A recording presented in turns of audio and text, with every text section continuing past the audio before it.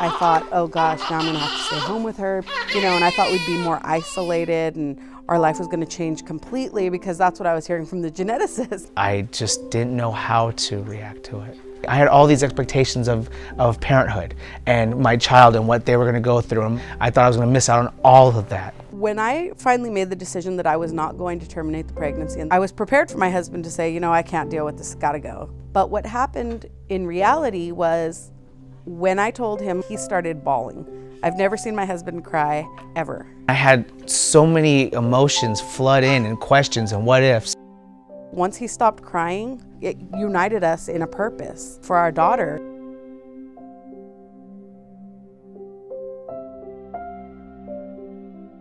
I saw a girl who was extremely articulate and easy to understand, and she just seemed so typically developing.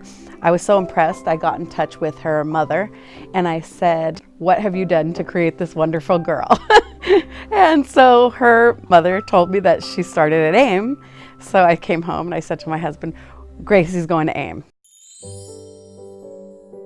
She was able to come here, and there were older kids here, and she was able to learn how to act in a school setting. She knows how to socialize in groups. She's learned how to use a spoon to feed herself, a fork to feed herself. It's opened up a lot of opportunities and a lot of exploring for her that she didn't really have at home.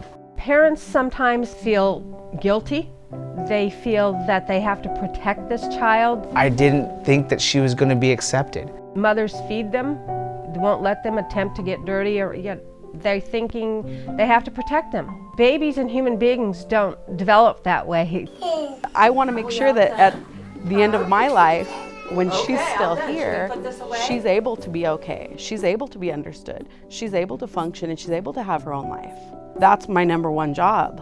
Nobody pities her. Nobody gives her special treatment. We treat her the way that we treat everybody else because she deserves that.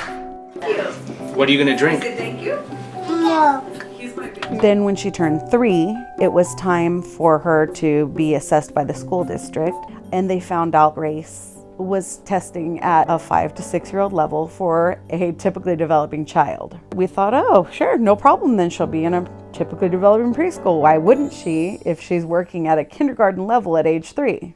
They only offered her a special day class. I just couldn't imagine why you would offer somebody who's working at that level an SDC other than the fact that she has the label of Down syndrome. In my mind, that's called discrimination. When somebody has the ability to do something, but yet they're not allowed to participate because of a certain title. So what we did was we challenged it. It was well worth our while to fight for our child. And Grace was able to remain in her typically developing preschool with her typically developing peers. There's Gracie. Because we accepted her diagnosis before her birth, it was joy from day one. She waves at everybody, she loves on everybody, she smiles at everybody, she wants to be with everybody. And it really does break down those barriers because she loves on everyone and she doesn't have an emotional barrier. Having a little sister like Grace, it's I can't describe it as anything else but amazing. Like when I bring her around my friends love her. They're like, oh my gosh, I want a baby with Down syndrome, but I'm like, yeah, me too.